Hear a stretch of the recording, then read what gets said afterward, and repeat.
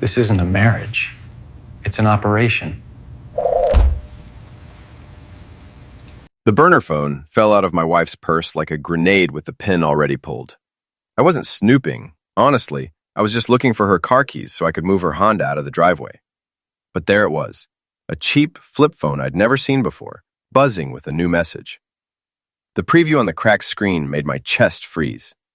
Can't wait to feel you again tonight. Same motel? J. 139 Shemail. Is Nathan Parker, and up until 30 seconds ago, I thought I had a pretty good life. 38 years old, former paramedic turned security consultant, married to Heather for 12 years. We lived in Millbrook, one of those Midwest towns where everyone knows everyone else's business. And the biggest excitement usually involves the high school football team or Mrs. Henderson's prize-winning roses. I should have put the phone back, should have walked away, pretended I never saw it. But I'm not that smart, and I've never been good at ignoring problems. So I opened it. The message history read like a bad romance novel, except the characters were my wife, her twin sister Marissa, and some guy named Jordan. Three-way conversations about meeting times, hotel rooms, and things that made my stomach turn. The most recent thread was from yesterday. Admira. Nate's working late again. Coast is clear. JM. Your sister coming too? Marissa. Wouldn't miss it. He's so clueless it's almost sad. Regas. Better this way.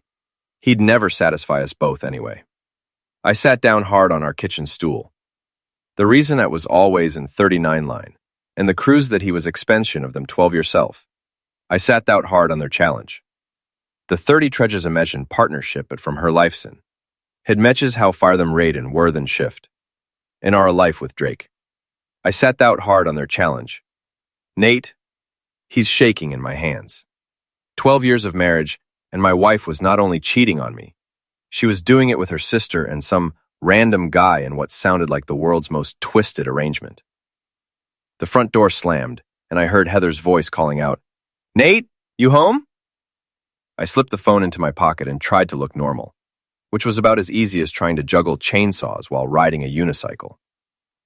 "In the kitchen," I called back, proud that my voice didn't crack. Heather walked in, all 5'6" of blonde ambition, still wearing her hospital scrubs. She worked HR at Millbrook General, and everyone always said how lucky I was to have such a beautiful, successful wife. Right now, looking at her smile, I wondered how many other people knew exactly how lucky I really was. "How was your day, honey?" she asked, the same question she'd asked for 12 years. Except now I could hear the lie underneath it. The casual way she could look me in the eye while planning to meet her lover. "Fine," I said. "Yours?" "Oh, you know, same old drama at the hospital. Marissa stopped by around lunch. She's having trouble with her landlord again." Marissa, her twin sister, the one who'd been living off various boyfriends and family members since high school. The one who was apparently now living off my wife's affair partner, too. "Maybe she should get a job," I said, testing the waters. Heather's smile tightened just a fraction. "She's trying, Nate. Not everyone can be as perfect as you." There it was, that little edge that had been creeping into her voice over the past few months. I'd attributed it to work stress, but now I realized it was guilt. Or maybe just annoyance that I was still around, getting in the way of her fun. My phone buzzed. Tommy Martinez, my business partner and the closest thing I had to a best friend. "Beer tonight?" Sarah's got book club, and I'm not sitting through another discussion about feelings and character development. I glanced at Heather, who was already pulling ingredients out of the fridge for dinner. Playing house while planning her next rendezvous. "Sure," I texted back. "I could use a drink." Manslaughter. "Gobierno going out with Tommy tonight," I told Heather. "That's nice," she said without looking up. "I might call Marissa, see if she wants to come over and watch a movie." Silenced. Right, a movie. At the same motel where she'd been meeting Jordan, if the phone records were accurate. I excused myself and went upstairs, claiming I needed to change clothes. Instead, I sat on our bed, the bed where I'd been sleeping next to a stranger for who knows how long, and scrolled through more of the messages. The affair had been going on for at least 3 months, based on the message timestamps. But it wasn't just love.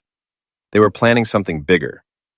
Jordan, who I now realized was probably Jordan Mason, the maintenance supervisor at the hospital, had been asking about our house, our finances, my work schedule. Marissa had been pushing Heather to make the break and stop pretending. Treadmills. The most recent message from this morning made everything crystal clear. He's getting suspicious. Saw him looking at you weird yesterday. Safeguard. Maybe it's time to pull the trigger. Get him out of the house. Heather. Soon. Not soon. I need to figure out the finances first. He handles all the accounts. They were planning to kick me out of my own house. My own life. I put the phone away and went downstairs, where Heather was humming while she cooked pasta. She looked so normal, so innocent. If I hadn't seen the messages, I would have kissed her hello and asked about her day and never suspected a thing. Dinner smells good, I said. Your favorite, she replied. Thought you might like something special. Yeah, a last meal before the execution. I ate dinner, made small talk, and kissed my wife goodbye before heading out to meet Tommy. Just like any other Tuesday night in our perfect little life. But as I drove toward Murphy's bar, I wasn't thinking about beer or Tommy's latest complaints about married life. I was thinking about Jordan Mason's muscle car that I'd seen parked on our street twice last week, about how Marissa had been spending an awful lot of time at our house lately, about how Heather had suddenly started working late and going to girls' nights that never seemed to include any girls I knew. All the pieces were there. I'd just been too trusting, or too stupid, to put them together. Tommy was already 3 beers in when I arrived, holding court with a couple of guys from his security company. He waved me over to the corner booth, the one with the ripped vinyl seat and the view of the parking lot. You look like heck, he said by way of greeting. Heather finally figure out you're not good enough for her? This was meant as a joke. It was meant as a joke, but Heather struggled anything that's certain to, but it hit closer to home than he knew. Something like that, I said, signaling the bartender for a whiskey. Beer wasn't going to cut it tonight. Tommy studied my face with the sharp eyes that had made him a good cop before he got into private security. What's really going on, Nate? I pulled out the burner phone and slid it across the table. Found this in Heather's purse. Tommy's expression shifted from casual concern to professional interest as he scrolled through the messages. His face got darker with each screen. Jesus Christ, Nate. This is... He looked up at me. How long has this been going on? At least 3 months that I can prove. Maybe longer. And the sister's involved too? Looks like it's a package deal. Tommy set the phone down and leaned back in his seat. So what are you going to do? That was the question, wasn't it? What do you do when you discover that your entire life is a lie? When the person you trusted most in the world has been planning to destroy you? I don't know yet, I said, but I'm not going down without a fight. Tommy grinned, and for a second, I saw the cop he used to be. Good, because from what I'm reading here, they're planning to screw you over pretty thoroughly. Might want to get ahead of that. That's how intentious. We spent the next 2 hours going through the phone, documenting everything, taking screenshots. Tommy had connections at the phone company and could probably trace the account, figure out who was paying for it. I had access to our financial records and could start looking for unusual spending patterns. By the time I got home, it was almost midnight. Heather's car was in the driveway, but the house was dark. I crept upstairs and found her sleeping peacefully in our bed, looking like an angel. I slipped the phone back into her purse and lay down next to her, staring at the ceiling. Tomorrow, I would start digging deeper. I would find out exactly what they were planning and how far this betrayal went. But tonight, I just lay there, listening to my wife breathe, wondering how long she'd been planning to destroy me, and thinking about what she'd said in those messages. He's so clueless, it's almost sad. Well, Heather, let's see how sad you think I am when I'm done with you. I started my investigation the next morning, right after Heather left for work with a kiss on the cheek and a promise to pick up groceries on her way home. Amazing how normal she could act while planning my destruction. Tommy met me at my office, a small space above Miller's Hardware that I rented for my security consulting business. Most of my work involved installing alarm systems and doing background checks for local businesses. But I also had some more specialized skills from my paramedic days, and Tommy's police connections. I ran the phone number, Tommy said, dropping a manila folder on my desk. Accounts registered to a Maria Santos, at an address that doesn't exist. Paid for with cash at a convenience store in the next county over. Careful, I said. They're not completely stupid. No, but they're not as smart as they think they are either. He opened the folder. Jordan Mason, 33. Works maintenance at the hospital. 2 DUIs, 1 domestic violence charge that was dropped, and a bankruptcy from 4 years ago. Real winner. I studied Jordan's photo from his employee ID. Typical gym rat, all muscles and attitude. The kind of guy who probably peaked in high school and never got over it. What about Marissa? Your sister-in-law's got her own interesting history. 3 credit cards maxed out, 2 evictions, and a shoplifting charge from last year. She's been bouncing between boyfriends and family members, never staying anywhere long enough to pay rent. So she's broke and desperate. Ramirez and your wife's her meal ticket. Tommy leaned back in his chair. Question is, what's the end game? Are they planning to take you for everything in a divorce? Or is there something bigger? I've been wondering the same thing. The messages suggested they wanted me out of the house, but there had to be more to it than that. Heather made decent money at the hospital, but not enough to support herself, her sister, and a boyfriend indefinitely. Let me check our accounts, I said, logging into our online banking. What I found made my blood run cold. Over the past 6 months, there had been a series of small withdrawals from our savings account. Nothing big enough to trigger alerts, but they added up to almost $8,000. All of them made at ATMs when I was at work. But that wasn't the worst part. Tommy, look at this. I turned the screen toward him. Someone's been making inquiries about refinancing our house. The credit monitoring service showed multiple mortgage companies had pulled our credit report in the past month. Our house was worth about $200,000, and we only owed $60,000 on the mortgage. If someone could get me to sign refinancing papers or forge my signature, they could pull out a significant amount of cash. They're planning to clean you out, Tommy said. Get you out of the house, refinance the mortgage, and disappear with the money. Marshall rang. Heather. Hi, honey, she said, sweet as sugar. I forgot to mention, Marissa's going to stay with us for a few days. Her landlord's being a real jerk about the rent. How much does she owe? I asked. Just a few $100s. I thought maybe we could help her out. A few $100. Right. More like a few thousand, based on what Tommy had found. We'll talk about it when you get home, I said. Actually, I'm going to be late tonight. Dr. Soria wants me to help with some paperwork for the state inspection. Don't wait up. Crimson. Dr. Soria. Heather's boss, who ran the hospital with an iron fist and never asked anyone to work late unless it was a genuine emergency. After I hung up, I called the hospital and asked to speak with Dr. Soria's office. I'm sorry, her secretary said. Dr. Soria is at a conference in Chicago until Friday. Can someone else help you? So, Heather was lying about working late, which meant she was probably meeting Jordan and Marissa to plan their next move. I think it's time to go on the offensive, I told Tommy. What did you have in mind? I've been thinking about that all morning. These people thought they were dealing with some clueless husband who would roll over and play dead when they made their move. Time to show them how wrong they were. First, we're going to document everything. I want photos, recordings, financial records. Enough evidence to bury them if this goes to court. And second, we're going to let them think their plan is working, while we figure out how to turn it against them. Tommy grinned. I like the way you think. We spent the rest of the day setting up surveillance. Tommy had access to some high-end equipment through his security company, and I knew enough about electronics to install it properly. By evening, we had cameras covering the approaches to my house, audio recording devices in the main living areas, and GPS trackers on both Heather's car and Marissa's beat-up Toyota. I also moved some money around, transferring most of our savings to an account that only I could access. If they were planning to clean me out, they were going to find the cupboard bare. Heather came home around 11, claiming she was exhausted from dealing with hospital bureaucracy. She went straight to bed, but not before mentioning that Marissa would be arriving tomorrow with her things. Just for a few days, she said, until she gets back on her feet. Of course, I said. Family's important.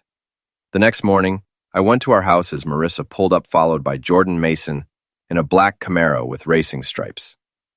They spent 2 hours moving her belongings into our guest room, and from the surveillance footage, it looked like they were also doing some planning. Tommy and I reviewed the audio recordings that evening. The sound quality wasn't perfect, but we could make out enough to understand what was happening. "He's starting to ask questions," Marissa's voice said. "Yesterday he wanted to know how much I owed in rent." "He's not stupid," Jordan replied. "We need to move faster." "I can get him to sign the refinancing papers," Heather said. "I'll tell him we're consolidating debt or something. He trusts me." "And then?" "Then we tell him the marriage is over and he needs to find somewhere else to live. By the time he figures out what happened, we'll have the money and be long gone." "What if he fights it?" "He won't," Heather said. There was something cold in her voice I'd never heard before. "Nate's not a fighter. He's never been a fighter. He'll just roll over and take it like he always does." Stung more than I wanted to admit. Was that really how she saw me? As some pushover who would just accept being betrayed and robbed? "We'll see about that," I muttered, and Tommy nodded grimly. The next few days were surreal. I went through the motions of normal life while watching my wife and her co-conspirators plan my destruction. Marissa played the role of grateful sister-in-law, thanking me for letting her stay and promising it would just be temporary. Jordan stayed away from the house, but the GPS tracker showed he was meeting with Heather during her lunch breaks. On Friday, Heather brought home a stack of papers. "Honey, I've been thinking about our finances," she said over dinner. "We've got all these different debts, the car payments, the credit cards, that loan we took out for the roof repair. What if we consolidated everything into one payment?" Discharged, she slid the papers across the table. "Refinancing documents that would let us borrow against the house's equity. We could pay off everything and have some cash left over," she continued. "Maybe take a vacation. Fix up the kitchen." I pretended to study the papers while Marissa watched from the living room, trying to look casual. "This seems like a lot of money," I said. "140,000? "Well, we want to make sure we have enough to cover everything," Heather said. "And having some extra cash on hand never hurts." Emin back. Extra cash that would disappear along with my wife and her partners. "Let me think about it over the weekend," I said. Heather's smile tightened. "What's to think about? It's just consolidating debt. It's also putting our house at risk. If something happens and we can't make the payments, nothing's going to happen, Nate. We both have good jobs. We're responsible people." Slamming people. Responsible people. That was rich, coming from someone planning to steal everything I owned. I said I'll think about it. Tyler. That night, I heard Heather on the phone in the bathroom, speaking in urgent whispers. The next morning, she was cold and distant, barely speaking to me over breakfast. "Everything okay?" I asked. "Fine," she said curtly. "I just think it's interesting that you don't trust me enough to sign some papers that would help our financial situation." "It's not about trust, isn't it?" She turned to face me, and for a moment, I saw something ugly in her expression. "Sometimes I wonder if you even want this marriage to work." There it was, the setup. She was going to claim that I was the one causing problems, that I was the one who didn't want the marriage to work. "Of course I want it to work," I said. "Then prove it. Sign the papers." I looked at my wife, really looked at her. The woman I'd loved for 12 years, who I'd thought loved me back. Now, I could see the calculation in her eyes, the impatience. She was done pretending. "Okay," I said. "I'll sign them." Face lit up with what might have been relief or triumph. "Really?" "Really. But I want to have our lawyer look at them first, just to make sure everything's in order." Light died. "That's not necessary. It's just standard paperwork." "I'm sure it is. But humor me." Stared at me for a long moment, and I could practically see the wheels turning. Push too hard, and I might get suspicious. Back off, and the plan gets delayed. "Fine," she said finally. "But let's not drag this out forever." Of course not. That afternoon, while Heather was at work and Marissa was out job hunting, I made some preparations of my own. I copied all the surveillance footage and audio recordings to multiple drives, stored copies in a safe deposit box, and sent another set to Tommy for safekeeping. I also did something else. I called a lawyer. Not just any lawyer. Sarah Chen, the best divorce attorney in the county. Tommy's wife had recommended her when her sister went through a messy split last year. "Mr. Parker," she said after I'd explained the situation, "you're in a very precarious position. If your wife gets you to sign those refinancing papers, you could lose everything." That's what I figured. However, the evidence you've gathered gives us some options. The question is, how far are you willing to go? As far as necessary. Good. Here's what we're going to do. By the time I got home that evening, I had a plan. It wasn't going to be easy, and it wasn't going to be pleasant. But when it was over, Heather and her partners were going to learn that they'd picked the wrong man to screw over. Marissa was in the kitchen when I walked in, cooking dinner like she belonged there. "Heather's working late again," she said. "Some emergency with the payroll system." Another lie. The GPS tracker showed Heather's car parked at the Riverside Motel, the same place mentioned in the burner phone messages. "That's too bad," I said. "I was hoping to talk to her about those refinancing papers." Marissa's eyes sharpened. "Oh? Did you decide to sign them?" "I think so. It makes sense to consolidate our debt." "That's great." She seemed genuinely excited. "Heather will be so happy. She's been worried about money lately." "Right. Worried about how to steal it." "Actually, Marissa, can I ask you something?" "Sure. How much do you really owe your landlord?" She froze for just a second. "I told you, just a few $100s. Because I called him today. Turns out, you haven't paid rent in 4 months. You owe him $3,000. And he's already started eviction proceedings." Thick color drained from her face. It's complicated. I bet it is. Just like it's complicated how you've been using our credit cards to pay for hotels and meals for the past 3 months. Now she looked genuinely panicked. "Nate, I can explain." "I'm sure you can. But here's the thing, Marissa. I'm done being played for a fool." I pulled out my phone and showed her some of the surveillance photos. Her and Jordan loading boxes into his car, the two of them kissing in our driveway. Text message screenshots from the burner phone. "So here's what's going to happen," I continued. "You're going to pack your things and get out of my house. Tonight." "You can't do that. Heather doesn't own this house. I do. And you're no longer welcome here." She stared at me for a long moment, and I could see her trying to figure out how much I really knew. "Does Heather know you found out?" she asked finally. "Not yet, but she will." Mrs. Phone buzzed. She glanced at it and her face went white. "Problem?" I asked. "I need to make a call." "Go ahead, but make it from somewhere else. You've got 1 hour to pack and leave." She grabbed her purse and headed for the door, already dialing. Through the surveillance system, I watched her get in her car and drive off, talking frantically into her phone. 20 minutes later, Heather's car pulled into the driveway. She came through the front door like a woman on a mission, her face flushed with anger. "What the heck do you think you're doing?" she demanded. "Protecting my home," I said calmly. "Marissa is my sister. Marissa is a thief and a liar, and she's been using our credit cards to fund her affair with your boyfriend." Thriller's mouth opened and closed like a fish. "My what?" "Jordan Mason, maintenance supervisor at the hospital. Drives a black Camaro. Has a thing for married women and their sisters." For a moment, she looked genuinely shocked. Then her expression hardened. "I don't know what you think you know." I pulled out the burner phone. Her face went dead white.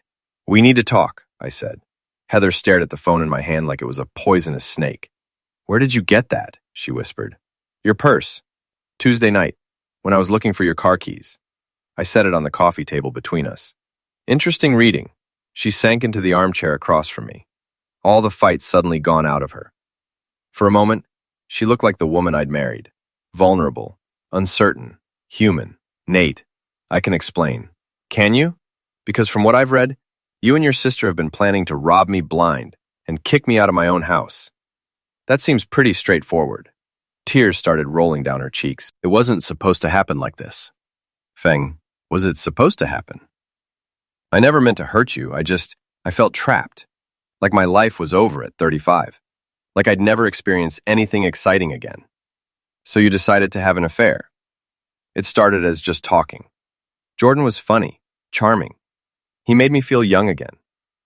"And Marissa?" Heather's face flushed. "That was her idea. She said it would be more exciting if she joined us sometimes." The mental image made me sick. "And the money? The refinancing scheme? Was that her idea too?" Relinquarts to start over. Jordan cash to start over. Jordan has connections in Florida. People who could help us disappear and start fresh. Manslaughter. With my money. It's our money, Nate. We've been married for 12 years. Not anymore.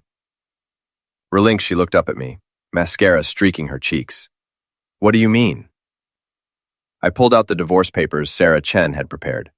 I'm filing for divorce. Adultery, fraud, and conspiracy to commit theft. You'll be lucky if you don't end up in jail. You can't do this. Actually, I can. I've got surveillance footage, audio recordings, financial records, and that phone full of evidence. A good lawyer could probably get you charged criminally. Heather's sobs turned to anger. You bastard! You've been spying on me. I've been protecting myself. Good thing, too, since you were planning to clean out our accounts and disappear. I never would have left you with nothing. Right, just homeless and broke. Very considerate of you. Wiped her eyes and tried to compose herself. What do you want? I want you out of my house. Tonight. This is my home, too. Not according to the deed. The house is in my name, bought with money I inherited from my grandfather, before we got married. That wasn't entirely true. We'd both contributed to the mortgage payments over the years, but it was true enough to matter legally. Where am I supposed to go? I don't care. Maybe Jordan has room for you at his place. Or you can get a hotel room with the $8,000 you stole from our savings account. I didn't steal anything. That money was for both of us. For both of us? Then why didn't you tell me you were taking it? She didn't have an answer for that. My phone buzzed. Tommy. Nate, we've got a problem. Jordan Mason and 2 other guys just pulled up outside your house. They look pissed. I walked to the front window and peered through the blinds. Sure enough, Jordan's Camaro was parked across the street, along with a pickup truck I didn't recognize. 3 men were getting out, and Jordan was carrying what looked like a baseball bat. Heather, I said quietly, did you call Jordan? Marissa might have. Great. So now I've got 3 angry criminals outside my house, with tools. Jordan's not a criminal. I was about to be. I speeded emergency while keeping an eye on the men outside. They were walking toward my front door, trying to look casual but clearly working themselves up for something. Emergency? What's your emergency? This is Nathan Parker at 1247 Elm Street. I have 3 men with tools approaching my house, and I believe they intend to commit assault or break-in. Are you in immediate danger? Not yet, but... The doorbell rang. Then someone started pounding on the door. Parker, open up! Jordan's voice, loud and aggressive. We need to talk. Yes, I'm in immediate danger, I told the dispatcher. Units are on the way. Stay on the line. Heather was staring at the door in horror. Oh God, what have I done? You brought criminals into our lives, I said. That's what you've done. The pounding got louder, and I heard the sound of someone trying the door handle. Parker, I know you're in there. Open this door or we're coming in. They can't just break in, Heather said. Tell them that. Stopped, and for a moment, there was silence. Then I heard footsteps going around the side of the house toward the back door.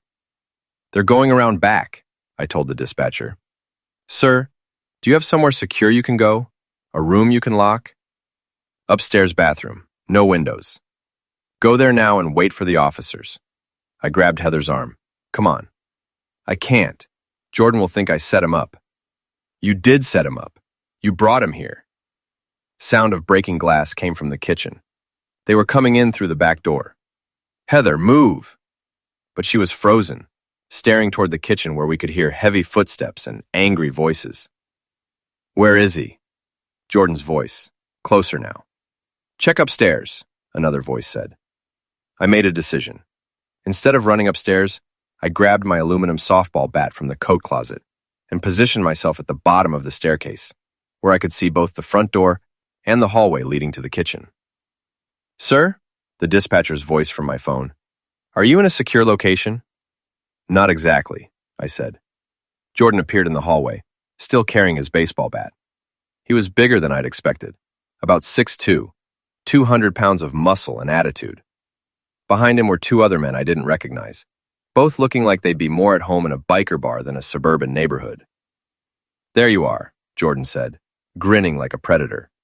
We need to have a conversation. About what? About how you're going to sign those papers and stop causing problems for people I care about. You mean Heather? And Marissa? You had no right to throw her outside. You had no right to throw her out. I had every right. It's my house. Not for long. He hefted the bat. See, here's how this is going to work. You're going to sign those refinancing papers, and you're going to give Heather an uncontested divorce. Then you're going to disappear and stop bothering us. And if I don't, then my friends and I are going to explain the situation in terms you'll understand. The other two men spread out trying to flank me. Classic intimidation tactic. Surround the target and make him feel helpless. You know what's funny? I said, keeping my voice conversational. Heather told me you were smart, but breaking into someone's house with tools while they're on the phone with emergency? That doesn't seem very smart. Crimson's grin faltered. You're bluffing. Am I? That's when we all heard the sirens. Jordan's face went from confident to panicked in about 2 seconds. Crap! You called the cops? What did you think I was going to do? Invite you in for coffee? The two other men were already backing toward the kitchen, clearly wanting no part of whatever was about to happen. This isn't over, Jordan said, pointing his bat at me. Yeah, it is. Silence were getting louder. Jordan looked at Heather, who was pressed against the wall, looking terrified. Come on, he said to her. We're leaving. I can't, she whispered. They'll arrest me. Not if you come with me now. Heather, I said quietly, if you leave with him, you're admitting guilt. Stay here, cooperate with the police, and maybe we can work something out. She looked back and forth between us, her husband of 12 years and the man she'd been planning to run away with. Jordan was getting impatient. Decide now, or I'm leaving without you. The sound of car doors slamming came from outside. The police had arrived. Go, Heather said to Jordan. Just go. At her for a moment, then turned and ran toward the kitchen. I heard the back door slam, then the sound of engines starting and cars speeding away. 30 seconds later, the front door burst open and 2 police officers entered with tools drawn. Police! Everyone on the ground! I set down my bat and raised my hands. I'm Nathan Parker. I'm the one who called. Are you injured, sir? No. The intruders just left through the back door. Black Camaro and a pickup truck, headed east on Elm Street. One of the officers spoke into his radio while the other kept his tool trained on me and Heather. Sir, I need you to step away from the woman and keep your hands visible. I did as instructed. The officer approached Heather, who was still pressed against the wall. Ma'am, are you injured? Do you need medical attention? She shook her head. Are you here voluntarily, or were you being held against your will? I live here. I'm his wife. Officer looked confused. So the intruders weren't trying to hurt you? It's complicated, I said. That turned out to be the understatement of the year. The next 2 hours were a blur of questions, statements, and explanations. Detective Ray Hall, a tired-looking man in his 40s, took my statement while another officer talked to Heather in the kitchen. I showed him the surveillance footage of Jordan and his friends approaching the house with tools, the broken back door, and the evidence of the affair and fraud scheme. So let me get this straight, Detective Hall said. Your wife has been having an affair with this Jordan Mason character, and they were planning to defraud you out of your house? That's right. And when you confronted them about it, Mason decided to come over with backup and threaten you. Unprotected. Where's the sister in all this? Good question. Probably wherever Jordan went. Detective Hall made some notes. We'll put out a bolo for Mason's vehicle. Breaking and entering with tools is a felony, even if nobody got hurt. What about the fraud? Didn't actually succeed in getting you to sign the papers, so it's attempted fraud at best. We'll need to review all the evidence and see what the DA wants to prosecute. And my wife? Detective Hall glanced toward the kitchen. That depends on how much she cooperated with the scheme. If she was just going along with her sister's plan, she might be able to work out a deal. If she was one of the masterminds, he didn't need to finish the sentence. After the police left, Heather and I sat in our living room like strangers. The broken back door was temporarily secured with plywood, and the house felt violated, unsafe. What happens now? She asked. Now you pack a bag and find somewhere else to stay while the lawyers sort this out. Nate, please. I know I screwed up, but we can fix this. We can go to counseling, work through our problems. Our problems? Heather, you conspired to rob me and have me beaten up by your boyfriend. That's not a marriage problem. That's a criminal problem. Jordan wasn't supposed to come here. I never wanted anyone to get hurt. But you're okay with stealing my house and disappearing with my money. She started crying again. I was scared. Marissa said if I didn't go along with the plan, she'd tell you about the affair anyway, and I'd lose everything. So instead, you decided to take everything. I thought if we could start over somewhere else, maybe I could be happy again. And what about me? What was I supposed to do after you cleaned out our accounts and disappeared? I thought you'd be better off without me. Stared at her. After 12 years of marriage, she'd convinced herself that stealing everything I owned was somehow doing me a favor. Pack a bag, Heather. We'll talk through lawyers from now on. She nodded and went upstairs. 20 minutes later, she came back down with a suitcase and her purse. Where will you go? I asked. My mom's, I guess. Good luck explaining this to her. She paused. For what it's worth, I really am sorry. I know you are. You're sorry you got caught. Expelled. After she left, I sat in my empty house and tried to process everything that had happened. 3 days ago, I'd thought I had a solid marriage and a stable life. Now I was looking at divorce proceedings, criminal charges, and the possibility that my wife and her partners might try to retaliate. My phone rang. Tommy. How are you holding up? I've been better. Any word on Jordan and his friends? Police found the Camaro abandoned about 10 miles from your house. Looks like they ditched it and switched to another vehicle. They're probably long gone by now. What about Marissa? No sign of her either. But I've got some interesting news about your wife's finances. What kind of news? The kind that suggests she's been planning this for a lot longer than 3 months. Can you meet me tomorrow morning? There's something you need to see. After I hung up, I walked through my house, checking locks and security systems. The place felt different now. Not like a home, but like a crime scene. Every room held memories of the life I'd thought I had, the woman I'd thought I'd married. But as I turned off the lights and headed upstairs, I wasn't thinking about what I'd lost. I was thinking about what came next. Tommy was waiting for me at the diner on Main Street, a stack of papers spread across the booth table. He looked like he hadn't slept much, but his eyes were sharp with the thrill of the hunt. You're not going to believe this, he said, as I slid into the booth across from him. Try me. After yesterday, I'm ready to believe anything. He pushed a bank statement across the table. This is from an account your wife opened 6 months ago. Look at the deposits. I scanned the numbers and felt my stomach drop. Regular deposits of $500 to $1,000, all from sources I didn't recognize. Where did this money come from? That's the interesting part. Remember how Heather works in HR at the hospital? Well, it turns out she's been running a little side business, selling information about patients to personal injury lawyers. At him. What? Patient records, accident reports, insurance information. There's a whole network of lawyers who pay good money for leads on potential clients. Heather's been feeding them information for months. That's illegal. Very illegal. HIPAA violations, fraud, conspiracy. We're talking federal charges if the FBI gets involved. Pulled out another set of papers. But wait, there's more. Your sister-in-law, Marissa, has been using stolen credit card information to make purchases online. The cards she's been using belong to hospital patients. Jesus Christ! It gets worse.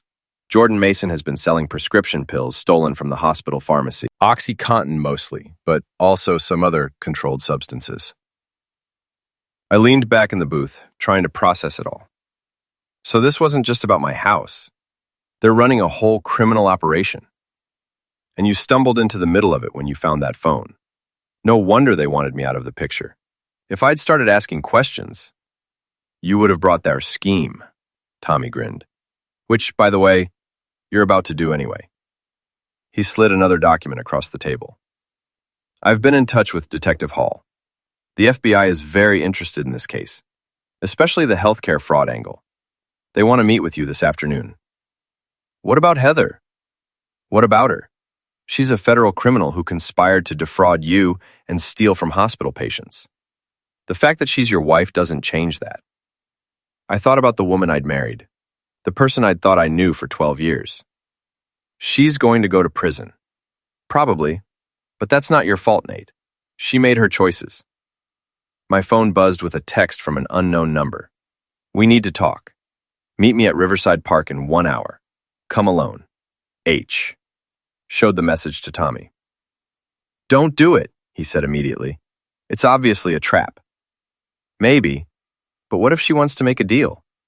Turn over evidence on Jordan and Marissa in exchange for leniency? Then she can do it through her lawyer. What if this is my chance to end this thing without destroying her completely? He studied my face. You still care about her. I care about the woman I thought she was. Maybe there's still some of that person left. And maybe there isn't. Maybe she's planning to have Jordan put a bullet in your head. I considered that possibility. It wasn't impossible. Desperate people do desperate things, and Heather was definitely desperate. Come with me, I said. Stay back, out of sight, but be there in case things go wrong. Now you're talking sense. An hour later, I was walking through Riverside Park, a small green space next to the Millbrook River. It was a weekday afternoon, so the park was mostly empty, except for a few joggers and an old man feeding ducks. Heather was sitting on a bench near the playground, wearing sunglasses and a baseball cap. She looked smaller than I remembered. Fragile. Thank you for coming, she said as I approached. What do you want, Heather? To apologize, to explain, to try to fix this mess I've made. Shaw on the other end of the bench, keeping some distance between us. I'm listening. I know you found out about the other things. The patient information, the credit cards. You mean the federal crimes? She flinched. It wasn't supposed to go this far. Marissa said it was just easy money, that nobody would get hurt. Patients whose medical information was stolen might disagree. I know it was wrong. But we needed the money, and it seemed harmless at first. We? Marissa and I. She's been in debt for years, and I've been bailing her out. The hospital job pays okay, but not enough to support both of us. So you decided to become criminals? We decided to survive. There was a flash of anger in her voice. You don't understand what it's like to be responsible for someone else's mistakes all the time. Actually, I do. I've been married to you for 12 years. That shut her up for a moment. What do you want from me, Heather? I want to make a deal. What kind of deal? I'll give you everything. All the information about the patient records, the credit card fraud, Jordan's pills dealing. I'll testify against them if necessary. In exchange for what? Immunity, or at least a reduced sentence. I studied her face, trying to read her intentions. Where are Jordan and Marissa now? I don't know. They took off after the thing at the house. Jordan was furious that I didn't leave with him. And you're willing to betray them to save yourself? I'm willing to do the right thing. A little late for that, don't you think? She pulled off her sunglasses, and I could see that she'd been crying. Nate, I know I've destroyed everything between us. I know you'll never forgive me. But please don't let me go to prison for 20 years because of mistakes I made when I was desperate. Desperate people make choices, Heather. You chose to steal from patients. You chose to have an affair. You chose to try to defraud me out of my house. I chose to trust the wrong people. You chose to become one of them. She stared at me for a long moment. So that's it. You're going to let them destroy me? I'm not destroying you. You destroyed yourself. Fine. She stood up, putting her sunglasses back on. Then I guess we have nothing more to talk about. Actually, we do. Turn back to me. The FBI wants to talk to you.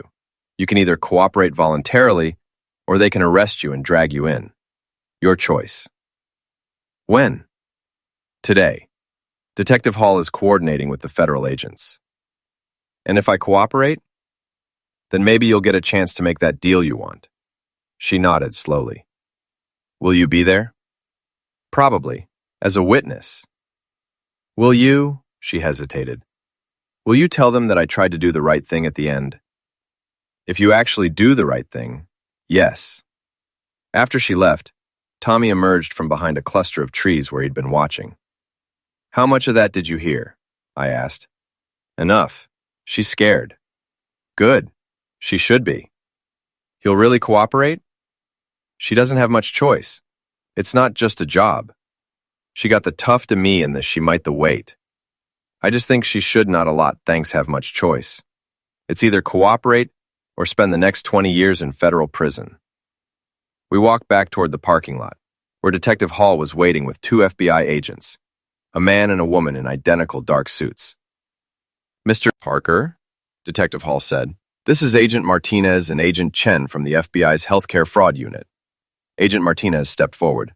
"We understand you have evidence of a conspiracy to defraud healthcare patients and commit identity theft?" "That's right. And your wife is willing to cooperate with our investigation?" "She says she is." Agent Chen consulted her notes. "We'll need to interview her today, and we'll need all the evidence you've collected: surveillance footage, financial records, communications. I've got everything ready." "Good, because based on what Detective Hall has told us, this case could lead to a much larger investigation. Healthcare fraud is a billion-dollar problem, and if these people are part of a larger network, she didn't need to finish. I understood the implications." 3 hours later, I was sitting in an FBI conference room watching my wife confess to federal crimes on video. She looked small and defeated, nothing like the confident woman who'd been planning to steal my house and disappear to Florida. She gave them everything: names, dates, financial records, methods of operation. Jordan Mason's pills dealing, Marissa's credit card fraud, the network of lawyers who bought patient information, the hospital employees who helped them access records and medications. By the time she was finished, the FBI had enough evidence to bring down an entire criminal enterprise. "What happens to her now?" I asked Agent Martinez during a break. "That depends on how useful her information proves to be. If she's telling the truth and helps us prosecute the bigger fish, she might get a reduced sentence, 5 to 7 years instead of 20. And if she's lying, then she'll get the full 20, plus whatever additional charges we can prove." "What about Jordan and Marissa?" "We'll find them. People like that always make mistakes eventually." That evening, I sat in my empty house and tried to figure out how I felt about everything that had happened. My wife was probably going to prison. My marriage was over. My life had been turned upside down by people I'd trusted. But I wasn't angry anymore. I was relieved. For the first time in months, I felt like I could breathe. The constant tension I hadn't even realized I'd been carrying was gone. The nagging sense that something was wrong, that people were lying to me, had been replaced by clarity. I knew exactly where I stood now. I knew who my real friends were. I knew what I had to do next. My phone rang. Sarah Chen, my lawyer. "Nate, I've got good news. The divorce proceedings are going to be much simpler than we thought." "How so?" "Why someone commits federal crimes against their spouse, it tends to speed up the legal process.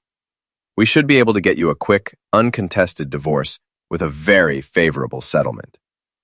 "What about the house?" "It's yours.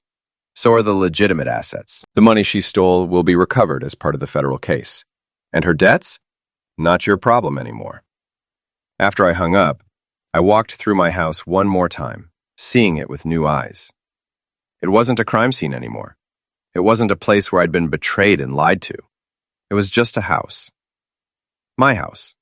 A place where I could start over. I had work to do, testimony to give, evidence to provide, a new life to build.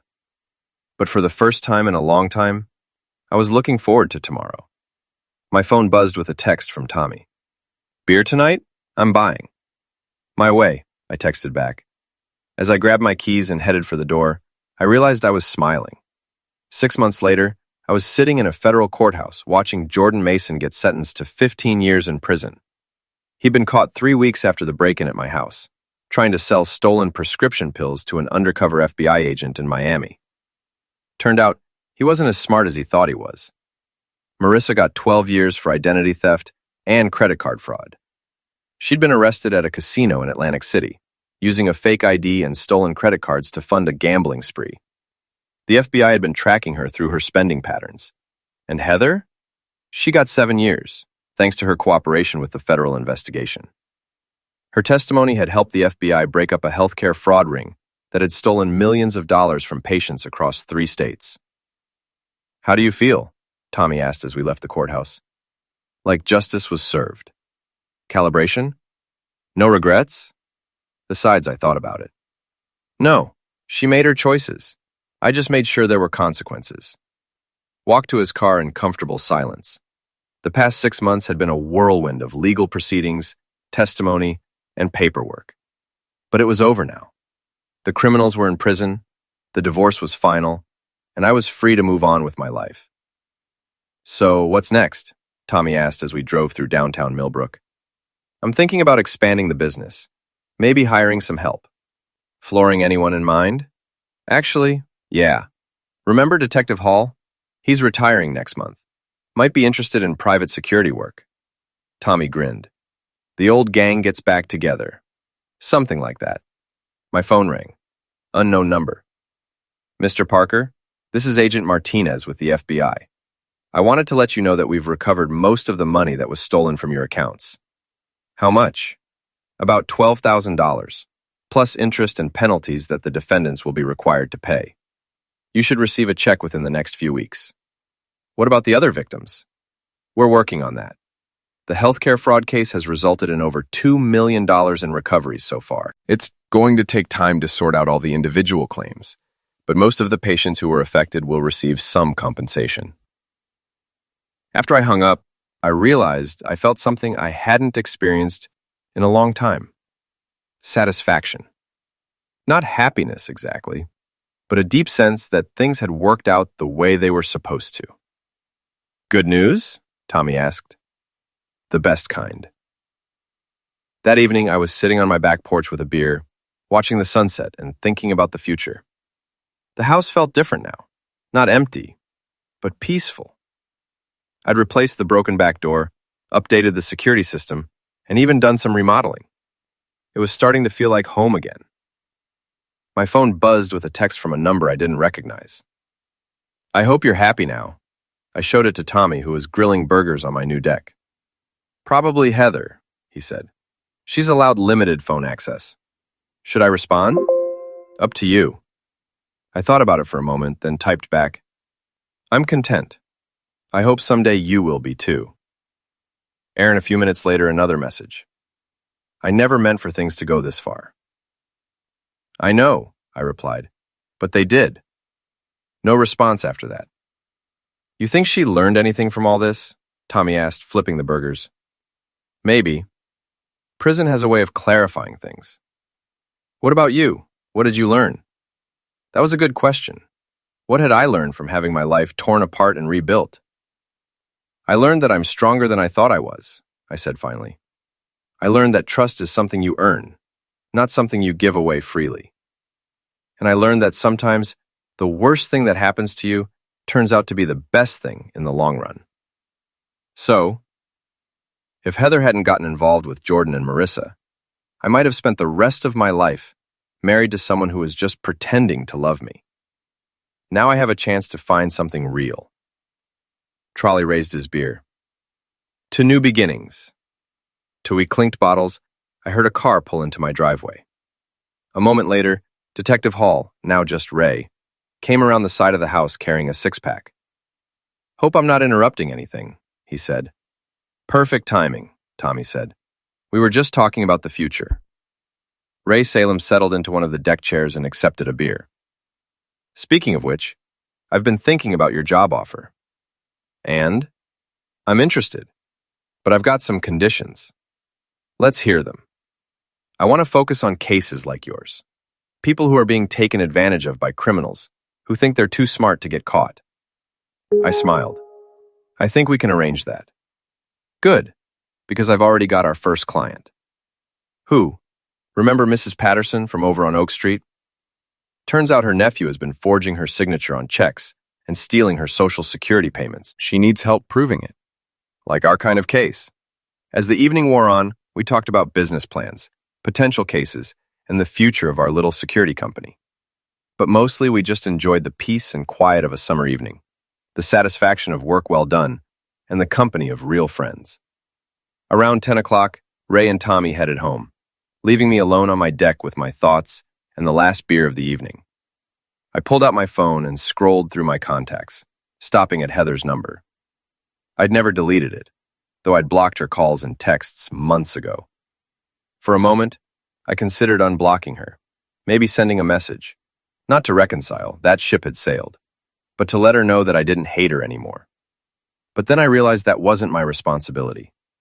Heather needed to find her own peace, her own path forward.